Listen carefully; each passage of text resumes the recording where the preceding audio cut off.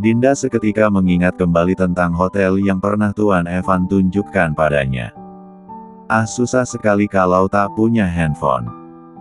Besok aku akan meminta Evan membelikannya untukku. Nah, betul itu. Kau memang harus memilikinya. Dinda kembali berjalan mondar-mandir di depan Tiur. Bertopang dagu sembari memikirkan tentang suaminya yang tak berkabar itu. Sekilas cahaya tiba-tiba muncul dari halaman depan rumah. Gegas Dinda dan Tiur beranjak untuk memeriksa mobil yang baru datang itu. Itu mobil Tuan Dinda. Syukurlah dia pulang. Menunggu beberapa saat, Dinda begitu terkejut kala yang datang menyetir adalah seorang wanita. Bukan hanya Dinda yang terkejut, nampak wanita itu juga sama terkejutnya ketika mendapati Dinda yang tengah berdiri sambil menatapnya. Berusaha untuk tetap tenang, wanita itu berjalan mengitari mobil itu. Membuka pintu penumpang yang langsung memperlihatkan Rendra dan Tuan Evan yang terkapar karena mabuk. Dinda berjalan mendekat, matanya seperti memberi peringatan kepada wanita yang sama sekali tak ingin Dinda ketahui identitasnya itu. Wanita itu hendak membantu Tuan Evan untuk menuruni mobil. Namun dengan cepat Dinda menepis tangan wanita itu. "Jangan berani sentuh dia," tegur Dinda. "Maaf, tapi Anda siapa ya?" tanya wanita itu. "Aku." Dinda terdiam, seperti mendapat ide untuk menjebak wanita di depannya. Dia tentu saja.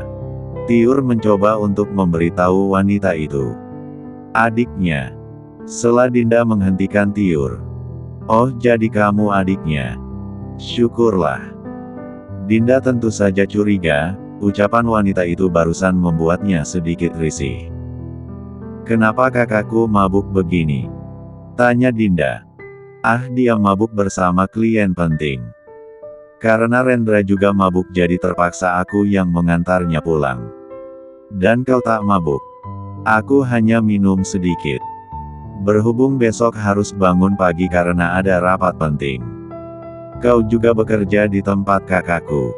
tanya Dinda. Wanita itu tampak malu-malu untuk menjawab pertanyaan Dinda. Sedikit merapikan rambutnya dan memperbaiki roknya yang terlampau seksi itu. "Sebenarnya kami saling mencintai." Penuturan wanita itu tentu saja membuat Dinda panik bukan kepalang. Jika tak ingin mengorek lebih dalam tentang identitas wanita itu, mungkin saat ini juga ia sudah menamparkan mulut lancang wanita di hadapannya itu. Tiur sedikit meremas lengan Dinda. Nampaknya mulutnya sudah gatal untuk mengungkapkan siapa sebenarnya Dinda.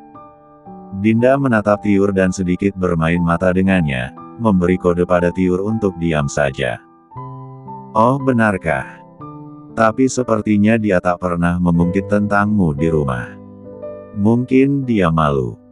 Kami memang baru dekat belum lama ini." "Siapa namamu?" tanya Dinda. "Jenny." "Di kantor kerjaannya apa?" "Kebetulan aku sekretaris Mas Evan." "Mas." Dinda seolah tak percaya mendengar ucapan Jenny. "Ah, baiklah kalau begitu. Aku akan membawa kakakku masuk. Biar aku saja." "Tak perlu, seperti yang kau katakan. Besok kau ada pekerjaan penting kan? Lebih baik sekarang kau pulang saja. Biar kakakku jadi urusanku sekarang." "Tapi, kenapa?" "Ku mohon adik jangan bilang apapun pada Mas Evan ya. Soalnya dia belum mau mempublikasikan hubungan kita." "Ah, tenang saja. Aku akan tutup mulut." Jenny memeluk Dinda. "Makasih ya adik ipar." Bak punya dua kepribadian, di depan Jenny Dinda senantiasa tersenyum ramah. Namun di belakang jangan coba-coba mencari tahu apa yang kini Dinda pikirkan. "Kau pulanglah. Aku akan memerintah seorang pengawal untuk mengantarmu pulang." "Baiklah." Jenny mundur ketika Dinda dibantu Tiur memapah Tuan Evan masuk ke dalam rumah. "Harusnya kau biarkan dia pulang sendiri Dinda. Untuk apa kau berbaik hati padanya? Keluh Tiur pada Dinda. Aku memang marah Tiur. Tapi aku bukan wanita tak berperasaan yang membiarkan seorang gadis pulang sendirian. Apalagi ini sudah subuh. Jadi apa kau percaya dia? Kau kira aku bodoh? Dengan sikap beruang maduku tak mungkin dia punya kekasih di belakangku. Aku tahu betul seperti apa seluk-beluk isi hatinya. Lalu dia. Apa dia berbohong? Sudah jelas bukan. Dia ingin menjadi ular di antara kami. Aku jadi penasaran nasibnya setelah ini. Ular piton macan dia memang harus diberi pelajaran oleh Dinda. Tiur melepaskan Tuan Evan. Membiarkan. Dinda membawa suaminya sendiri ketika sudah sampai di ambang pintu kamar mereka. Dinda membaringkan Tuan Evan di ranjang besar mereka. Melonggarkan ikat pinggang dan melepas sepatunya. Duduk di tepian ranjang sembari memandangi Tuan Evan yang tidur lelap itu. Bau alkohol menyeruak menembus ke hidungnya. Sebenarnya apa yang kau lakukan, Sepertinya kau harus mendapatkan hukuman dariku. Meski itu bukan sepenuhnya salahmu. Namun dengan membiarkan seorang wanita menyentuhmu aku tak akan rela. Dinda tersenyum menyeringai seperti mendapatkan ide untuk menghukum wanita yang berani secara terang-terangan mengakui rasa sukanya pada Tuan Evan. Kita lihat saja. Dinda pawang ular ini akan membasmi ular piton itu. Beruang madu ini hanya milikku. Astaga, jam berapa ini? Tuan Evan sangat terkejut kala terbangun dengan matahari yang sudah meninggi di langit. Memegangi kepalanya yang terasa sangat pusing, kenapa tiba-tiba aku sudah di rumah? Seingatku semalam. Semalam. Buru-buru Tuan Evan menuruni ranjangnya. Meski pusing ia tetap berlari menuruni tangga dan mencari-cari keberadaan istrinya. Dinda. Kamu di mana sayang? Tiur yang tengah mencuci piring segera menghampiri Tuan Evan. Nyonya di mana Tiur? Tanya Tuan Evan panik. Pergi ke supermarket bersama Devan. Tuan Evan duduk di meja makan.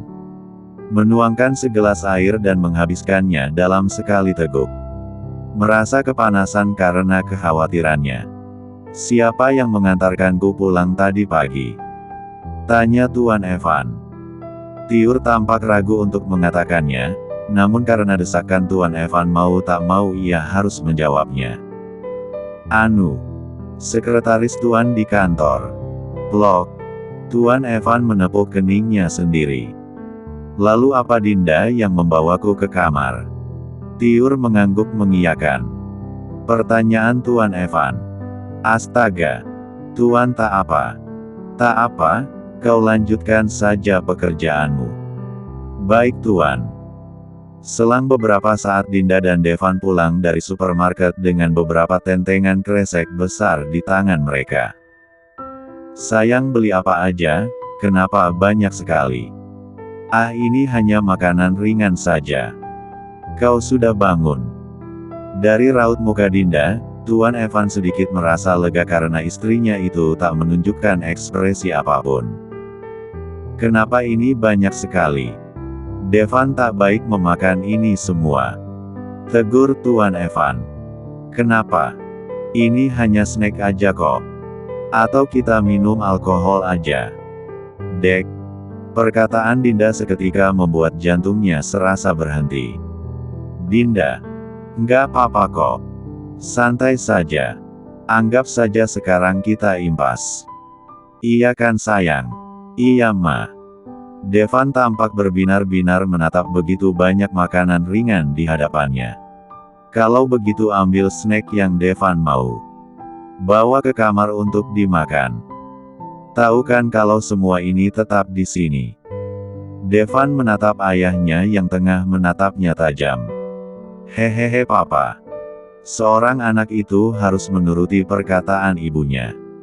Apalagi derajat ibu 3 tingkat di atas ayah. Devan mengambil sebanyak-banyaknya ia mampu bawa. Berlari dengan senyuman membogong sekantung kresek besar snack ke kamarnya.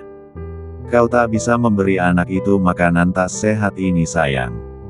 Lalu minum alkohol sampai tak mampu berdiri itu sehat. Tidak juga.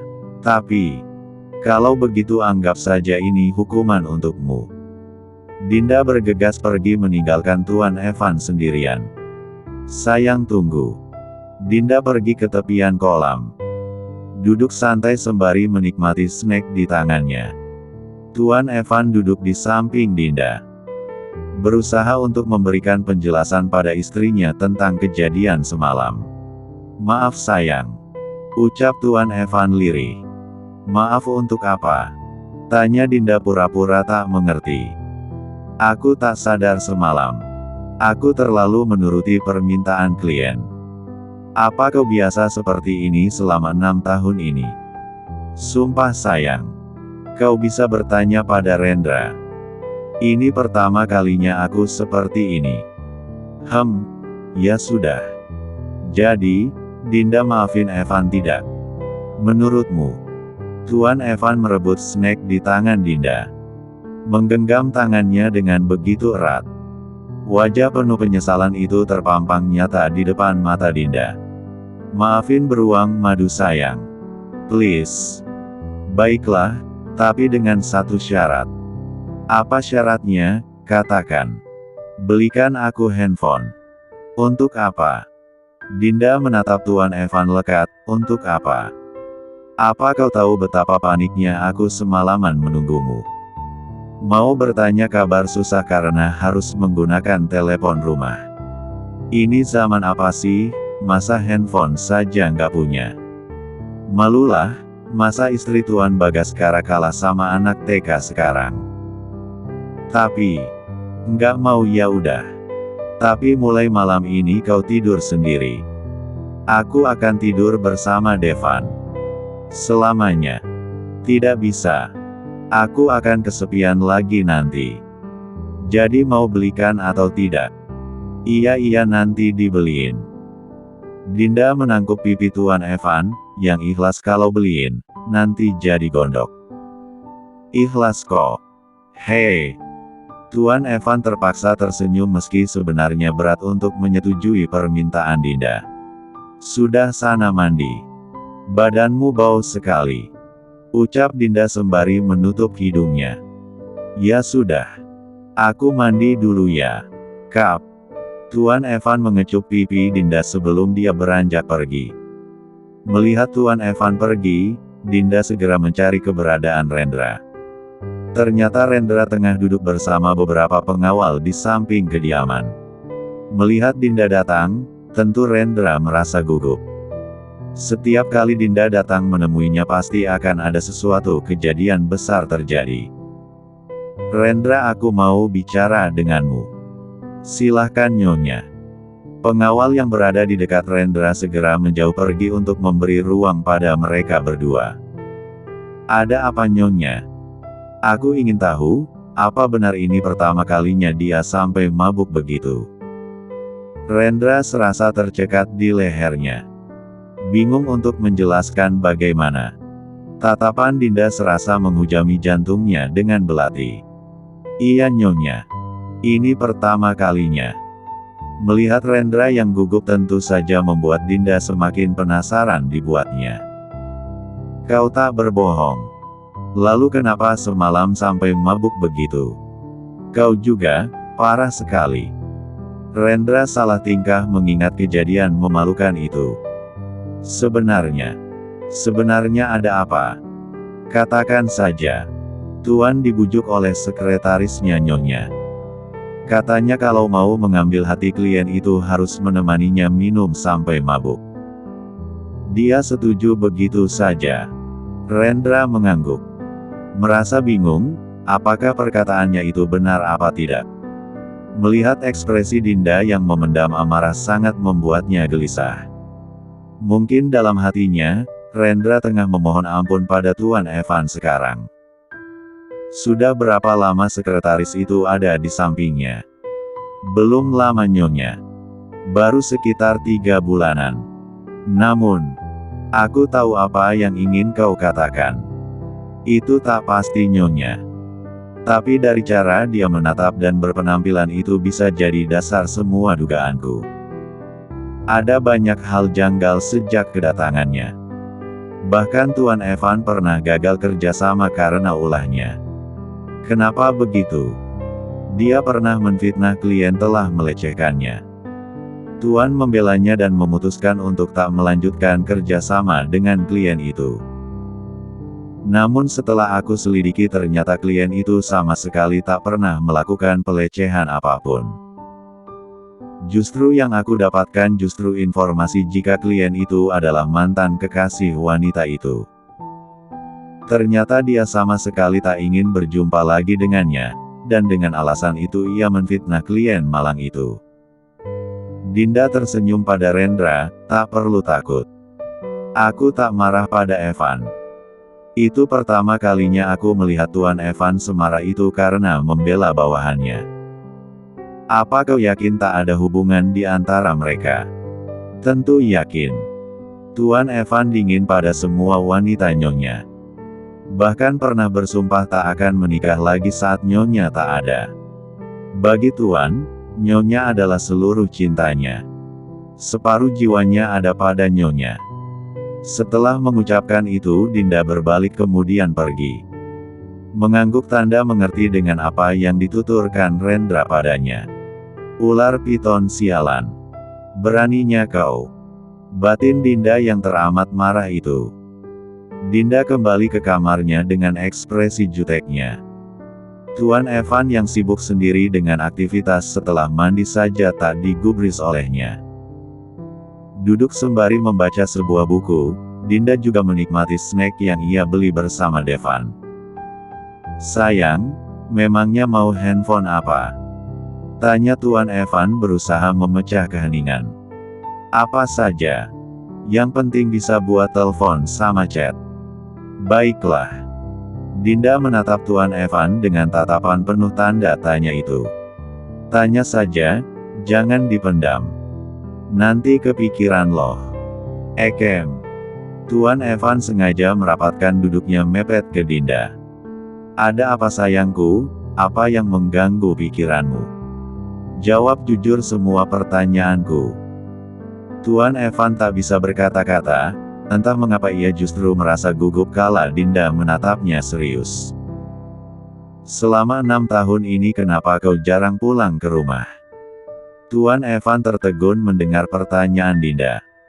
Begitu menggelitik di telinganya. Kau tahu dari Tiur kalau aku jarang di rumah. Jawab saja, kenapa malah berbalik tanya begitu? Baiklah sayang. Kenapa? Karena semakin aku melihat Devan, entah mengapa hatiku merasa sakit. Kau tahu. Sakitnya begitu menusuk di dadaku. Aku tak sanggup kala melihat matanya yang bulat sepertimu. Kerinduanku padamu kukira Devan adalah obatnya. Tapi apa? Anak itu justru hanya menambah luka di hatiku. Tapi dia anak kita, apa kau tak kasihan padanya? Jujur aku kecewa saat mendengar fakta ini. Kukira 6 tahun ini dia bahagia bersamamu. Tapi ternyata sebaliknya. Dia bahkan lebih kesepian daripada diriku. Ucap Dinda lirih. Ya ini salahku. Aku tak menampik itu sayang, aku terlalu cinta padamu hingga lupa dengan keberadaannya.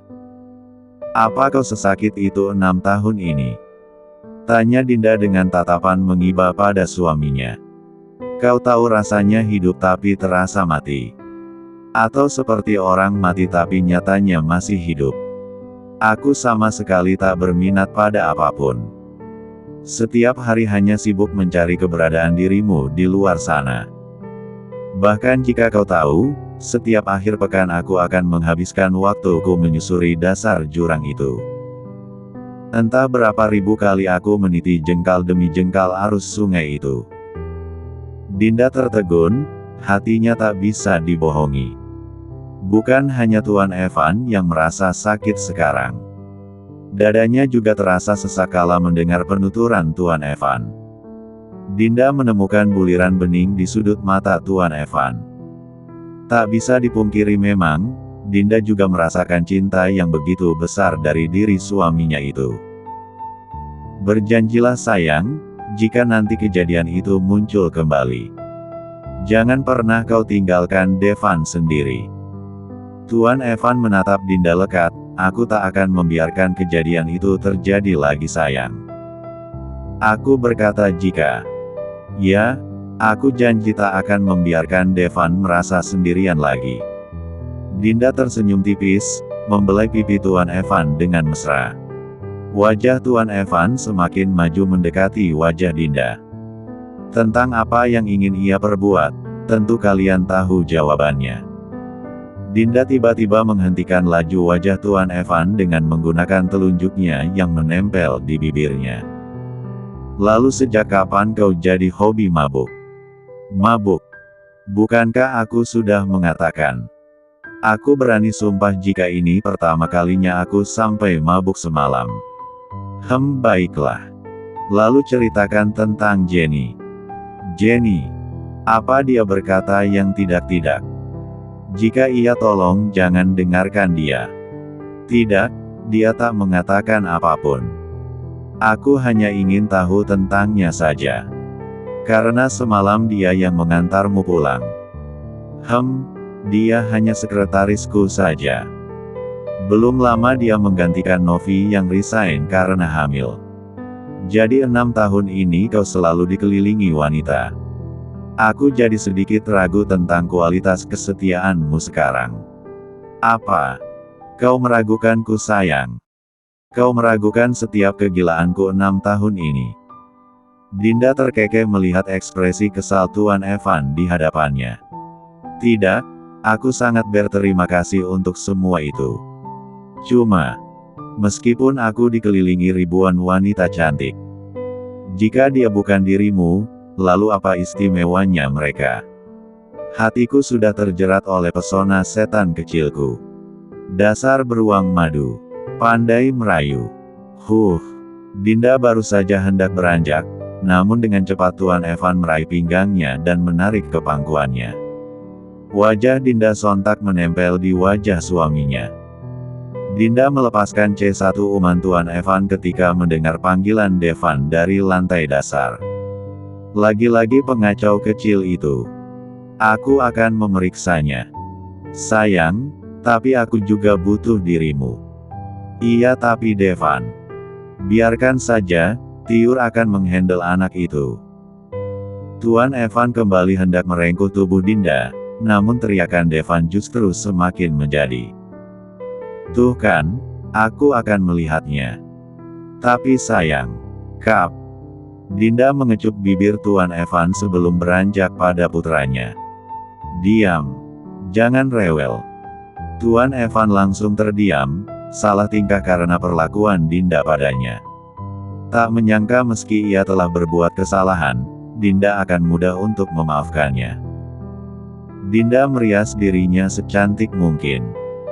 Menggunakan dress nuansa lilac dengan rambut panjang tergerai. Tak lupa ia juga mengenakan sepatu hak tinggi hadiah dari Tuan Evan beberapa waktu lalu. Cie cantik banget, mau kemana sih? Tiur yang hendak menyimpan baju-baju Tuan Evan ke lemari seketika dibuat takjub oleh dandanan mengagumkan Dinda kali ini. Hahaha, mau berburu. Mau ikut. Berburu. Tiur tak mengerti. Ya, berburu ular piton.